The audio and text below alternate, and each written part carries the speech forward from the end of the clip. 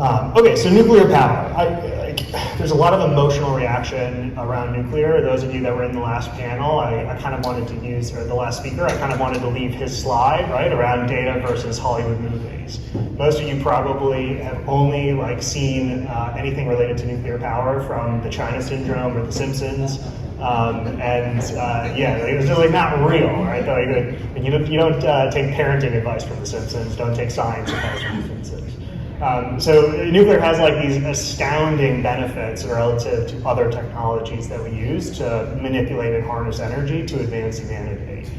So it's reliable baseload power, emissions-free. It's 100,000 times more energy dense than fossil fuels, right? The amount of material that we need in order to produce the same amount of energy is such a fraction of what we do today. It's almost hard to comprehend. And I think that is part of what drives some of the challenges with messaging and how we have the dialogue about nuclear power in our society. So more energy dense than fossil fuels, far fewer materials, less land use. It is truly one of the most sustainable technologies that exist today. So nuclear power, sounds very fancy, very exciting. Who can tell me which is the nuclear power plant out of these two diagrams? Black. Yeah, black one. Yeah, so a nuclear power plant is just a thermal power plant. It is the exact same steam cycle process, right? So how do we produce energy today? We heat water. Water turns into steam, expands through a steam turbine, right? We're converting mechanical energy into electrical energy.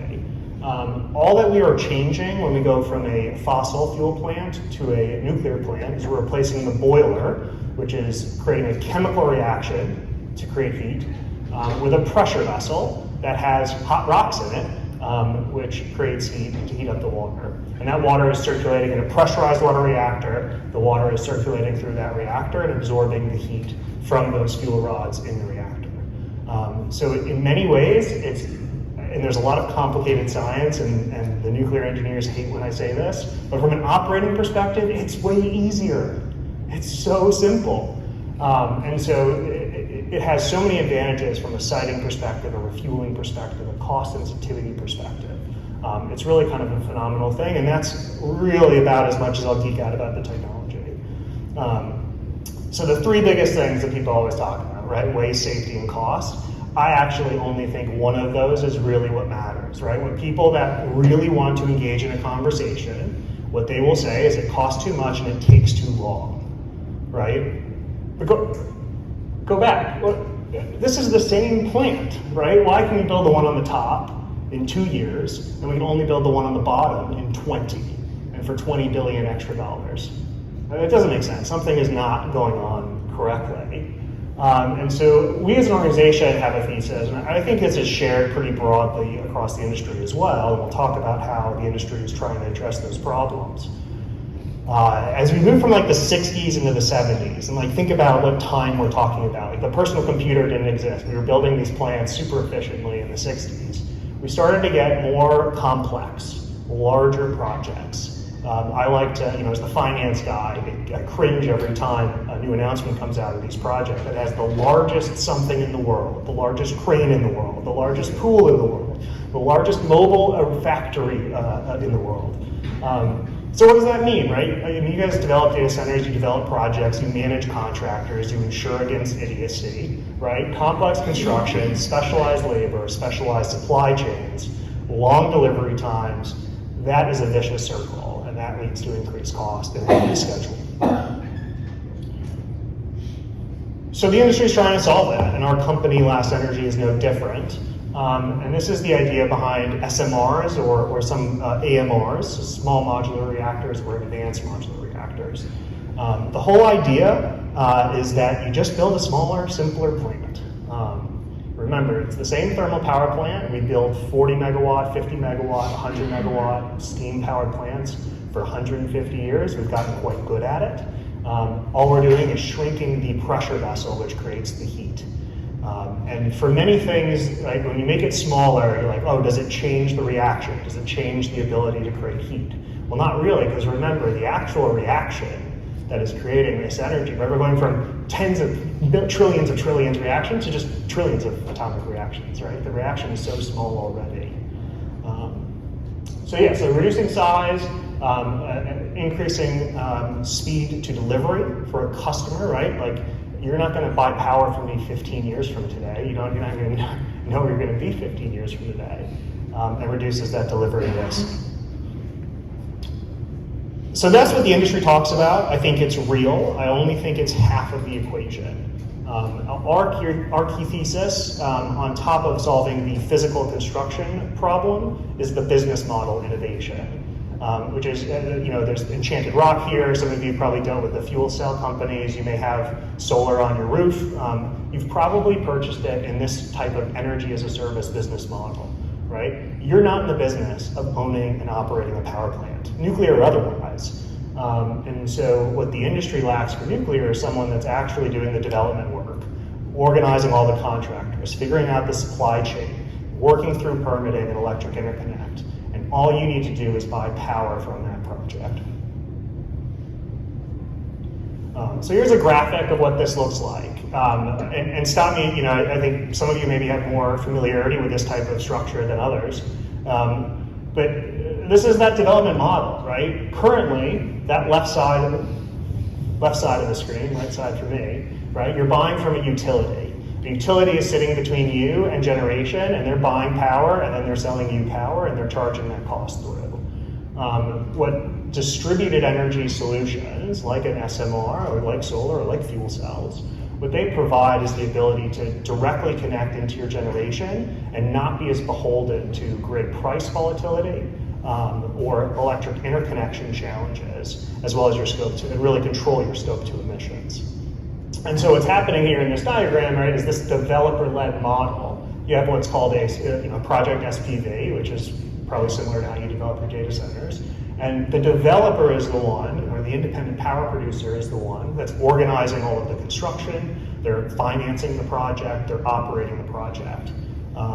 And what they're effectively doing is charging that cost to you as a consumer or what you're paying for energy, which is just like what the utility is doing, just now you have a lot more control and direct path to it. Okay, so what I'm going to walk through is a couple of examples. We're developing primarily in Europe, and so these two examples come from the United Kingdom. And these are like two flavors of the same diagram that I just showed you as to how the commercial contracts work. So we have a virtual PPA and a private wire PPA. Anyone familiar with those terms? Like, have you heard those terms before, read about it in the paper? We're all just fast asleep. Okay, cool. Well, I will start from zero, and you have nobody else to blame but yourselves. It's already stuff you know. So you'll hear this term a lot: virtual PPA, financial PPA, synthetic PPA. They all sort of mean sort of the same thing. It is effectively a financial product that allows you to fix your power price without directly connecting to the power generation source. So this is mostly how corporate PPA, power purchase agreements, are structured today. You have a data center in Iowa and you're buying electricity from a wind project in the panhandle of Oklahoma. You're not actually tracing those electrons through the system to your plant. But you are providing optionality. I think there's a lot of people that are like, oh, well, that's not, it's greenwashing, it's not real. There are certainly challenges, but you are supporting new generation coming online. So I think it's going to be an interesting dialogue over time. So that really solves your scope 2 emissions challenge, as well as price certainty. So depending on what level of sort of exposure, risk, or interest you have there, that's a good product, and it reduces co-development risk. The second is the private wire PPA. So this is that microgrid type structure, and I'll kind of walk through what that looks like from a reliability perspective with a particular example that's, the numbers are changed slightly, but you can kind of get an idea for how we think about our solution fitting in with our customers.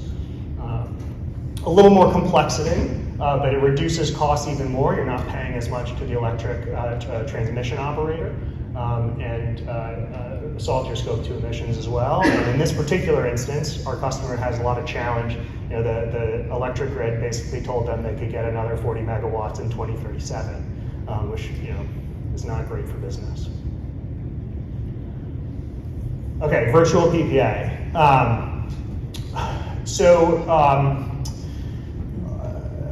It's a little small. Ignore the kind of small stuff at the moment. But the idea here, right, data center in the top right corner, you're paying a fixed price for a set volume of power. The actual volume of power in your red lines comes from the plant into the grid, then from the grid to your data center. So you are still physically connected to the transmission network and to the utility the same way you do today.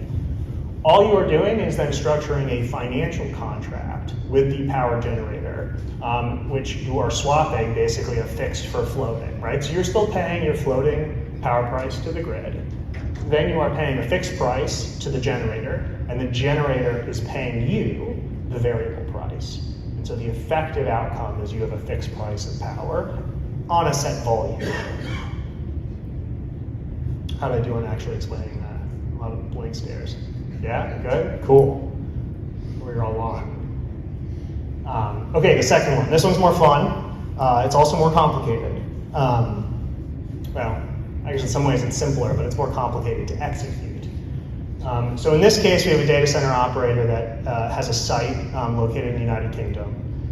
They have a grid connection for 20 megawatts. They're able to get another 20 megawatts, but they have customer demand scaling to 100 megawatts over the next 6-7 years. And so this is a solution where we can provide direct connection to the customer and phase in we have a 20 megawatt power plant, we phase in our 20 megawatt power plant over time, along with the electric transmission interconnection as well. And so I'll show you some potential future scenarios, how that works from a reliability perspective. So you can sort of think about this as a three-way substation, right? This the point where they all connect. I don't know if I have a pointer. So if we have 6 of our 20 megawatt power plants, they're generating 120 megawatts. At the end state, the data center is only consuming 100, and so that extra 20 megawatts is getting exported to the grid, right? So now you're no longer, I got my numbers with 90 and 30. You're no longer an energy consumer, right? You're literally supplying energy to the local community. Okay, well that's all great and good, right? But my individual units don't have 3 nines reliability. I don't think any power plant could ever actually provide that level of resilience. So what happens in kind of your worst case scenario? So say one of our units is in a refueling outage. Every 6 years we have a couple months where we do major maintenance and we put in a new reactor and new fuel. And then let's say we have a couple plants trip at the same time, right? This is how that flow then switches from an export to the grid to an import to the grid while continuing to supply 60 megawatts and continuing to consume your 90 megawatts. So as you can see, this is a very particular use case. Maybe that's 50, maybe that's 150, maybe you don't know what it's going to be.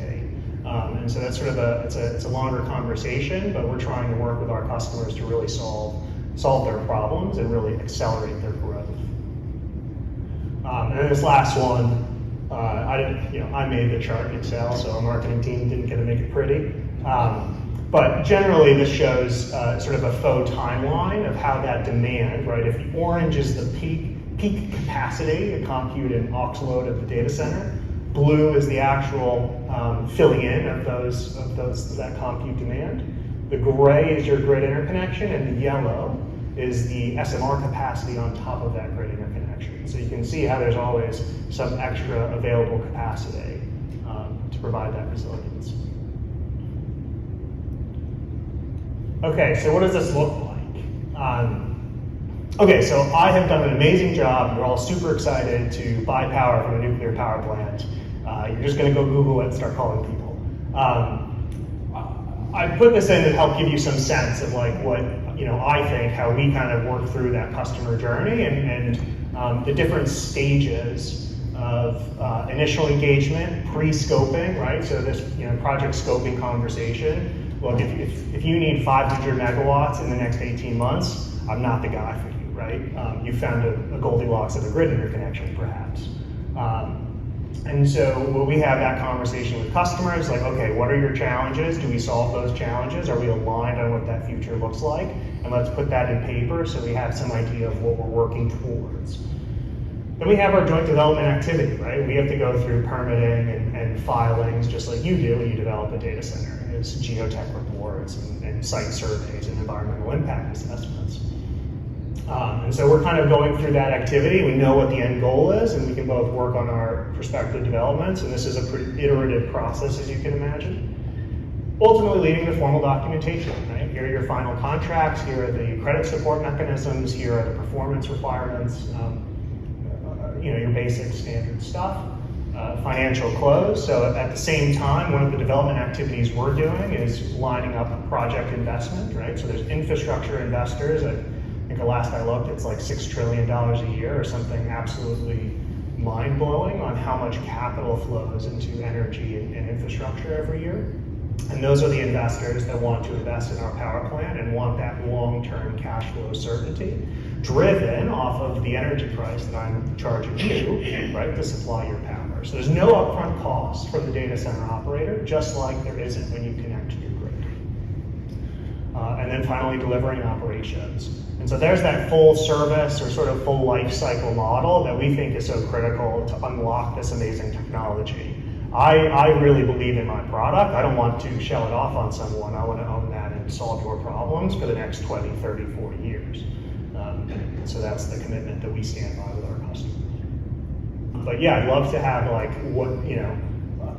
what do you guys want to know about nuclear power? But yeah, okay. Yeah, go for it. Burning question, you didn't cover any of it, is how are you addressing the fears around nuclear energy? We're from Michigan, and I know we have some conversations, but people in our environment, so to speak, that have these fears of bringing nuclear energy back, especially to the data center. So there's a couple points to that, right? First is the data. So I think if you were to actually look at the impact, right, it's pretty de minimis. What we're really talking about is an emotional reaction and what's frequently a political reaction. There are some people that you just can't engage with, right? There are some locations that you're just not going to develop a data center because people do not want it. We have both a technical and an emotional sort of response to people that are afraid of things. So for us, we actually put our reactor subterranean and it's encased in steel because it's so much less material. It's like out of sight. It is designed basically assuming everything fails, and so there's no risk to people or the environment.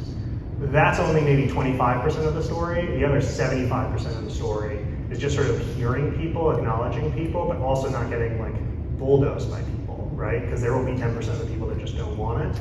And the final aspect for us is specific siting. Like, sorry, I cannot give you power at a microgrid in downtown London. Just never gonna happen. But the communities in the United Kingdom, for example, that have operated nuclear power plants for 50 years, yeah, they're begging me to come build projects and to power their communities. It's kind of a three-part answer to your question. You at first, and we'll bounce around. I had two. What is the timeline, that last slide you had up there? Yeah. Do you have any time? Going on. Yeah, so generally the project scoping, if it's a financial PPA, it can be quite quick. If it's a physical PPA, it's maybe 2 or 3 months. The actual joint development activity is probably another 6 to 12. Depends where the siting is. If you want to use some of our existing pipeline, we can accelerate some of that. Formal documentation, financial close, that can kind of be done in parallel, but if we're saying 6 to 12, add another 3 to 5 maybe on that end. And our delivery model plant is shipped and assembled in approximately 24 months. And I kind of show you our product and some of the testing that we've done around that skid mounted fit up. Interestingly, the long lead time item right now are transformers. So all the same reasons you're having a ton of challenge connecting to the grid, it's because everyone's buying up copper and everyone's buying up transformers. Are your units approved in the U.S. for? We're not deploying in the United States. We have the same pressurized water reactor technology, but no, we've not done any licensing activities or permitting activities in the United States. We are obviously working with the various licensing organizations for each of the target countries. So the UK, Netherlands, Poland, and Romania are our target countries. Yeah, so I have a few questions related to the project finance ultimately you're just doing a power project. Yeah. Well established in the infrastructure Yeah. space in terms of what the IRR expectations are, etc. When you look at this thing from a risk perspective, the main risk is again your box at the front end, right? And so. Why do you say that's the, yeah, why do you say that's the main No, risk? risk from a financing perspective. Why do you say that's the main financing risk? Well, I mean, because supplier risk, right? I mean, in the sense that you're going through a maintenance cycle of every 7 years.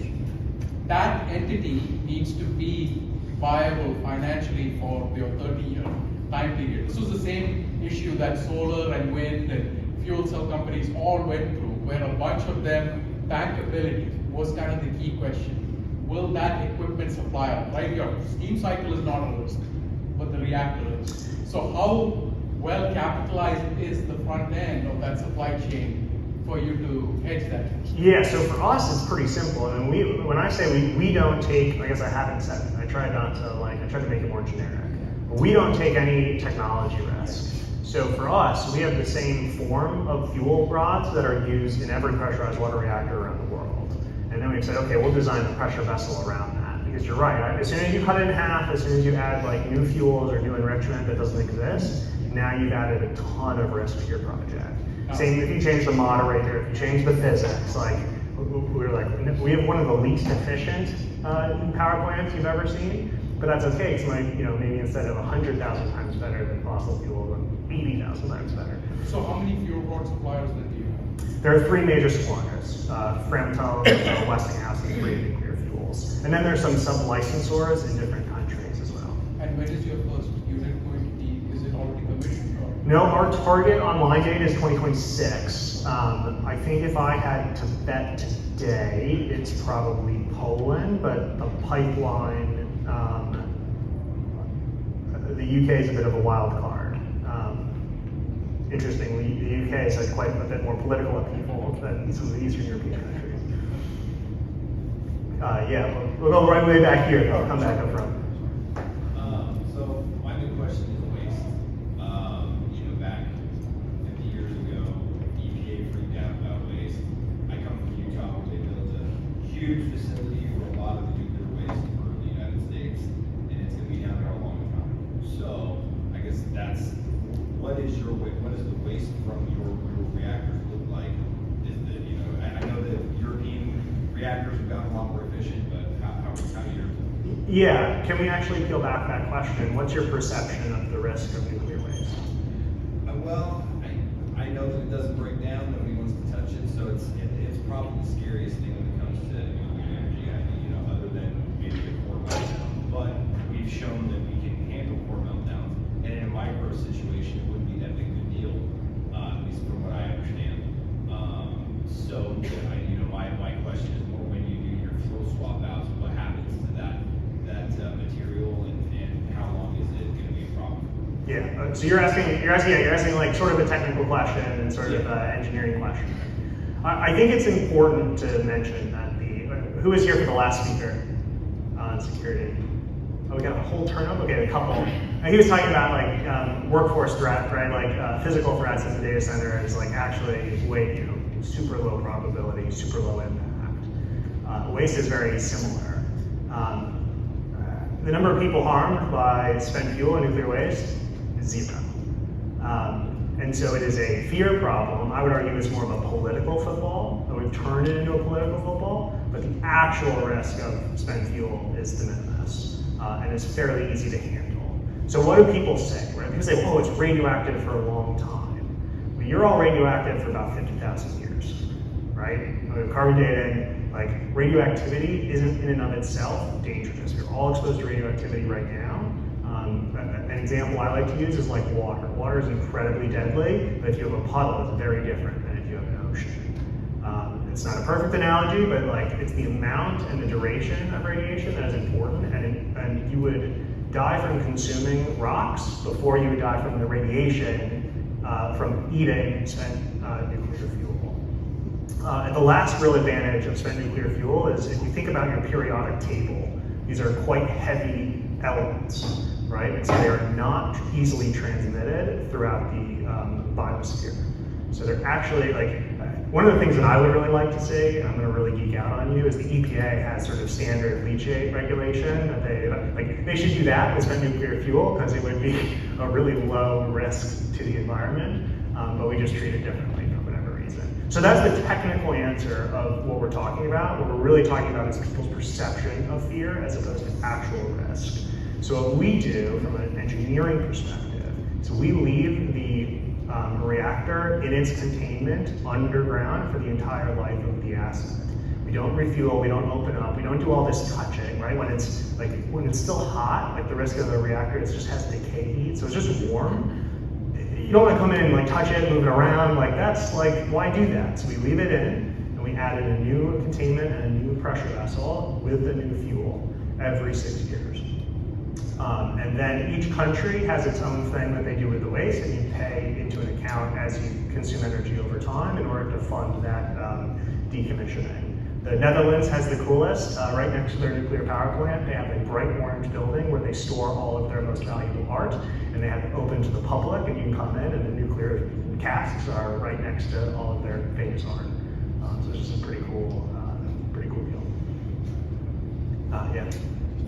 Price, what is price per kilowatt?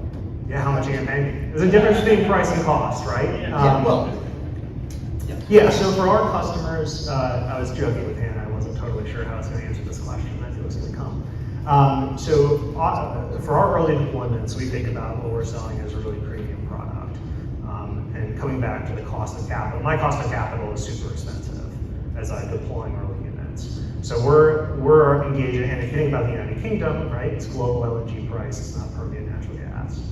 So we're selling north of $100 a megawatt hour. Okay. But that is a price, not a cost. It's very capital intensive and then low OpEx sort of thing. Radioactivity, if you're standing beside one of these containment, and it's a measurable additional radioactivity. No, you could sit on it, have a picnic on it. You could, I mean, there's so little, there's so little risk you walk around. I mean, you can swim in spent fuel ponds, right? There's the actual containment here is, we have designed the whole system just assuming a meltdown, right? And so, okay, you assume the worst case scenario and everything fails, but you just have a big steel box basically, and you can be standing outside. The United Kingdom, they make you test if you're holding a baby upside down at the fence line. That's how you have to, I'm gonna go to others, but I'll come back to you. Yeah, Barry. You sink to subterranean, what's the water line? What if you're in an area where the water line's really close to the surface? Yeah, so you can always just pump water out, right? But the risk is hydrostatic pressure. So right, if you this thing's it's 450 tons fully loaded or something like that, but there's still, if it's a high water table, you can have a lot of hydrostatic pressure. So you just put pumps in around and kind of maintain those pumps and a little bit of runoff. And I didn't think about, you said Denmark, so they got a high water table there, so. Yeah, Netherlands is definitely, it's like all underwater basically. Yeah, so you mentioned something about your reactors every 7 years, and you're keeping it very good, right? So how easy is it to kind of bring in the new reactor and sort of repipe everything? So how are you kind of doing that? So you guys need to factor in for all of that footprint up front. Yeah, so I kind of wish I had a top-down view. So this is a section of the plant. So where do we have some other pictures? Okay, so if you have this is like the side view of the facility. This is the steam turbine. This architectural feature nearby is the steam turbine housing. Then most of the equipment is in the brownish facade there, and then the nuclear component is on the other side. Okay, so with that orientation, imagine I'm going to slice this thing right down the middle. This is what you would say. And so what happens is there are horizontal steel modules. I think I have it actually. There we go. There's a horizontal module here that has all the piping in it. And then the actual, and this is quite cartoony for you, but the actual reactor vessel and the cask just sits in this vertical containment here. And you can see how we actually raise the ground level a little bit to avoid some of that deep excavation. And then, yeah, so this is your boiler, right? And then everything else is your steam system here. And then on the top, we have air-cooled heat exchangers, so we don't need local water resource. So you could just dig to the right of that pressurized water reactor for the refuel? That's right. Yeah, one of the questions is like, do we dig the whole trench? Do you like do it every other time? Like, what's the? It sort of depends on the civil site contractor and labor costs at the time. Yeah. What's the physical dimensions of that? Oh. Roundabout, for the 20 megawatt. Yeah, it's a little less than like half a soccer pitch. You can tell we're doing a lot of work in Europe. Well, maybe acres and hectares too. It's really impossible. It's worse for our engineers because they've got to do all the design in metric. So yeah, so a little less than half a soccer pitch. The limiting factor from a siting perspective is that layback zone, right? In order for regulatory streamlining, we'd like to have some, plot of land around the outside just to simplify that calculation. Yeah, right. So this may be a question for your. Yeah, it might be. So when are we gonna see the first, either SMR or micro-reactor get all the way through the federal and local permitting processes go into operation? He can answer for the United States. Yeah. Your guess is as good as mine. I don't know. You know what? I'll have to look up the details. I think either NuScale or TerraPower does have regulatory approval for it to proceed. NuScale has regulatory approval. Right through NERC, right? No, and NuScale has a design certificate around their 50 megawatt reactor, right? So there's still another 5 years of actual. Well, they're going back and doing it again. Well, we can talk afterwards. In my perspective, I think here it's quite challenging. We've created a threshold that is almost impossible, sort of by design. So I don't know. I don't know when we see it here, and it's sort of a shame for us. It just wasn't worth the cost and business risk of trying to kind of break that mold. So the United Kingdom, for example, similar legacy of nuclear operations, really smart technical regulator, but a risk-graded approach. So they say, here are the thresholds you have to meet, and if you can demonstrate they can meet those, then we're good. Yeah, I don't know that we've gone all the way through the local permitting processes yet. So to me, that's could be the bigger challenge. So. Yeah, VOA was the first under the current Nuclear Regulatory Commission to ever go live from beginning to end. So we're 1 in 50. Where do you develop, build, test the designs, and where are you along in that phase? This is the graphic. How do you build it for development without permits? Yeah, well, we need the permits to put it on site, right? But yeah, so this is one of our fabrication partners outside of Houston. We have another partner outside of Austin. I think there's a general rule in the energy business that if you want to build a thermal power plant, you go to the Gulf Coast of the United States. So what we've done here is we actually have 9 modules. This is it's sort of a demonstrative nuclear island. It's obviously not our exact geography, but really what we were testing is our ability to fabricate the modules, connect the modules, get the piping kind of sorted out. And so you can see this is really just on the pad, but you can think about this as sort of being the vertical modules that were integrated. We put 9 of these together in 2 days, which is pretty cool. It's got a neat exterior now, sort of mirrored walls and everything. And you can see here's a pressure vessel sort of example, or a pressurizer example there on the top. I don't know if we have any. No, I don't have any pictures of. The other cool thing about this is that there's effectively a full-scale nuclear reactor pressure vessel that's cut in half. So you can go in, you can actually see, like, we have faux fuel rods that we put in, and you can see kind of the height, right? And you get like a feel for what it actually looks like. And I think that kind of comes back to the lady's question around like demystifying nuclear power. Like, we try to make it less complicated and just getting people to kind of see what it looks like, and all of a sudden it's less scary, right? Because like this sort of structure exists everywhere. You can play basketball in a gym with this sort of structure around, right? Like, it's not doesn't have to be super complicated. But yeah, most of the facility is manufactured on the Gulf Coast. At scale, we will operate like an inventory model you can think about with your fuel cells or like Wärtsilä engines, right? When you pick up the phone, it's a 6-month deployment time. But that's, the 10-year vision. Where is this at, like the development now, and you actually turn it on and test it? But this is non-operable. So we've actually made some slight changes. We learned some things about hooking up. These are I-beams. We're going to use HSF steel members because there's more symmetry. So this is 1.0. We're working on 2.0. That will be part of the actual modules and some of the piping and hangers to actually put the facility together. Are you planning on turning it on and testing it before you have a customer, or are you first time? We have our pipeline, if you kind of go back to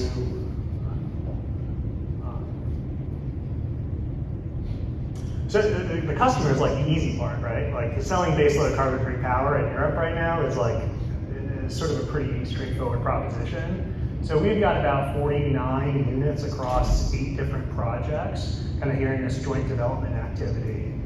So some of these examples that I was showing are sort of abstracted versions of a couple of data center customers that we're dealing with.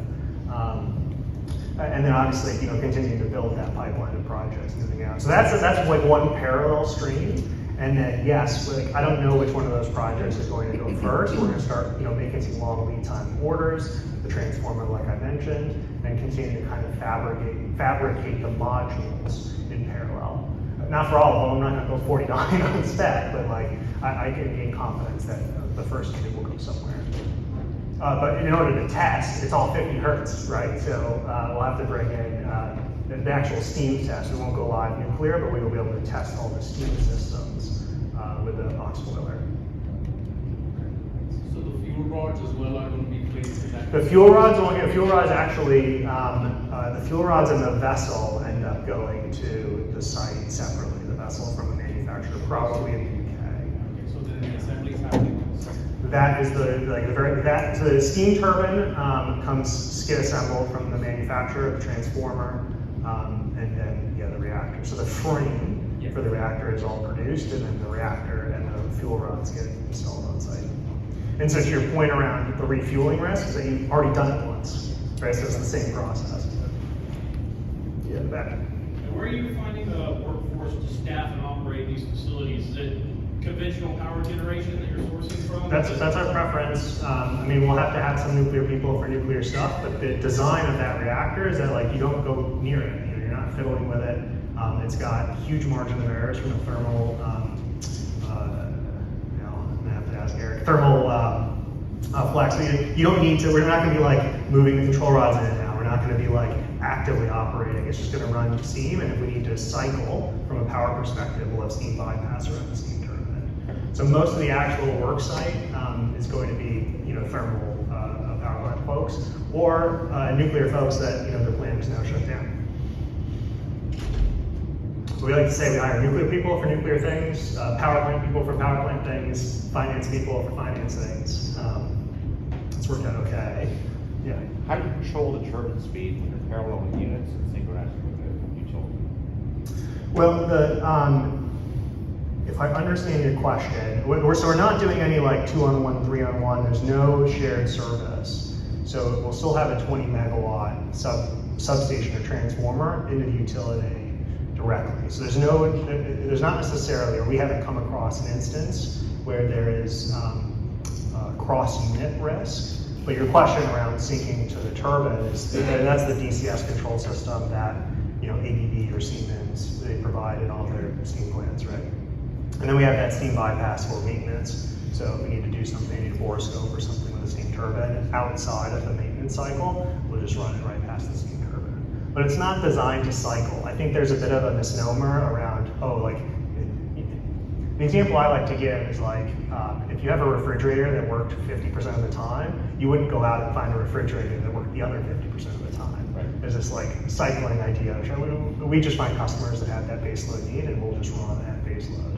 And that's where that extra grid connection is so valuable, right? So we're going to be exporting extra power. A little bit different question, but it's not about that, but 60 hertz or 50 hertz. Yeah. They're parallel with the utility if you put it back in. It's all 50 hertz. Right. Yeah. you've got to think that's the synchronization. Yeah. And if you have 90 units that all have to be spinning at the same time, how do you achieve that? How do you put it Yeah, I mean, maybe I'd have to take that offline with our electrical guys. All right. My understanding is that most of that work is done in the substation with that electrical equipment, and then it's fed back to the steam turbine control system, and really through the generator more than the steam turbine. But I would have to get back to you. You're asking the finance guy a detailed engineering ops question. With so few suppliers of nuclear fuel, with more and more of these coming online, is there a risk that we want to keep up with? They're pretty light right now. I mean, the amount of fuel that we actually use, like we would be able to, if we use enough fuel to actually impact supply chains, 20 megawatts at a time, we'd be building our own enrichment facility. Probably owning on our own, like ODI, I don't know. So from that perspective, yeah, there's quite a bit of capacity in the system. And the other beautiful thing about the nuclear fuel is I think your peak and trough the last 10 years of nat gas prices is what, $2 an MMBTU and $500 an MMBTU.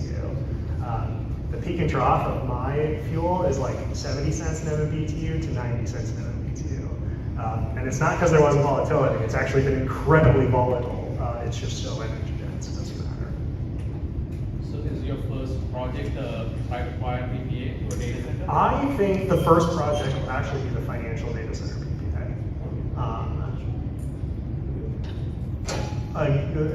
The caveat is that's in the United Kingdom. That's in the United Kingdom.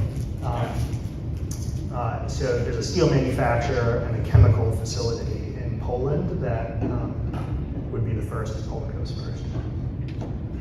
So I'll get back to you in 12 months. Cool. Any other questions? It's always good to have the finance guy because I can cop out if there's any really hard ones. Awesome. Well, thanks so much, guys, for coming at the end of the day, and hopefully we'll see people at the party of the night.